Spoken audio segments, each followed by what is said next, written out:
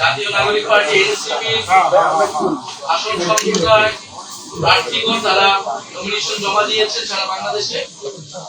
আরো একটি কারণে এই দিন ঐতিহাসিক হয়ে থাকবে, বিশেষভাবে গুরুত্বপূর্ণ হয়ে থাকবে জাতীয় নাগরিক পার্টি এনসিপির ইতিহাসে। কারণ আপনারা দেখতেই পাচ্ছেন যে আমার বাম পাশে বসে আছেন জনাব আসিফ মাহমুদ।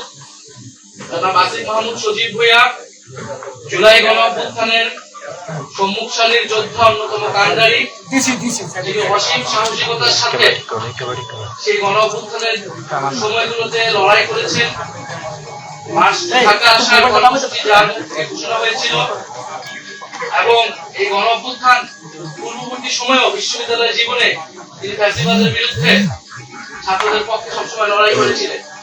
এই গণঅভ্যুত্থান পরবর্তী সময়ে অন্তর্বর্তীকালীন সরকারের অত্যন্ত গুরুত্বপূর্ণ মন্ত্রণালয়ে তিনি অত্যন্ত দক্ষতার সাথে এবং সফলতার সাথে পালন করেছেন। গণঅভ্যুত্থানের আকাঙ্ক্ষা বাস্তবায়নে সরকারের ভিতর থেকে চেষ্টা করেছেন। তিনি পদত্যাগ করেছেন সরকার থেকে। আজকে আনুষ্ঠানিকভাবে জনাব আসিফ মাহমুদ সজীব ভূঁইয়া জাতীয় নাগরিক পার্টি এনসিপি তে যোগদান করলেন। আমরা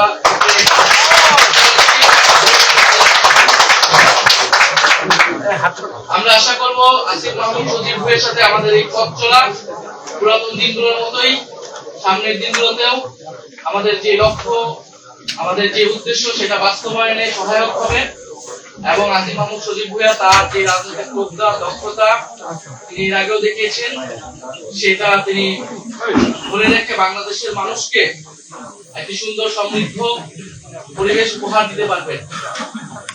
আমাদের আজকে জাতীয় নাগরিক পার্টি এনসিপি রাজনৈতিক পর্ষদের একটি জরুরি সভায়, যেটা অনলাইনে অনুষ্ঠিত হয়েছে, সেই জরুরি সভার সিদ্ধান্ত মোতাবেক আমরা জনাব আসিফ মাহমুদ সজীব ভূঁইয়াকে জাতীয় নাগরিক পার্টি এনসিপি মুখপাত্রের দায়িত্ব দিচ্ছি। দায়িত্ব প্রদান করা হয়েছে এবং আপনারা জানেন যে এনসিপি নির্বাচনী যাত্রায় পুরোপুরি ঢুকে পড়েছে এবং এই নির্বাচনকালীন সময়ে নির্বাচনী কর্মযোগ্য এই গুরুভার এবং এই সময় সংগঠনটাকে ধরে রাখার জন্য জনাব আসিফ মাহমুদ সজীব ভূঁইয়া তিনি এবারে নির্বাচনে অংশগ্রহণ করবেন না, বরং জাতীয় নাগরিক পার্টি এনসিপি মনোনীত প্রার্থী যারা রয়েছে তারা যাতে জিতে আসতে পারে এবং সংসদে গিয়ে বাংলাদেশের মানুষের গণঅভ্যুত্থানের পক্ষে কণ্ঠস্বর হয়ে উঠতে পারে, সেজন্য তিনি কাজ করবেন।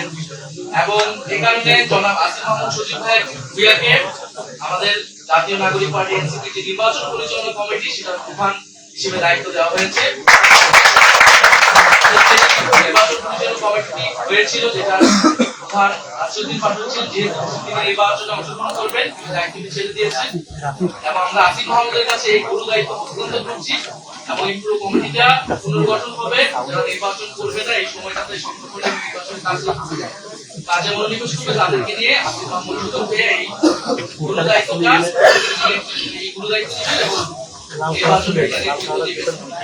দলের পক্ষ থেকে আমরা এর পাশাপাশি আসিফ মাহমুদ সজীব ভূঁইয়াকে আমাদের যে রাজনৈতিক পরিষদ নীতি নির্ধারণী আমাদের যে বডি রয়েছে সেটার অন্তর্ভুক্ত হিসেবে আমরা যুক্ত করেছি আমাদের সভায় এবং পরবর্তীতে আমরা সাধারণ সভায় এটি আমরা সকলের কাছে আমরা সেটা করে নিব।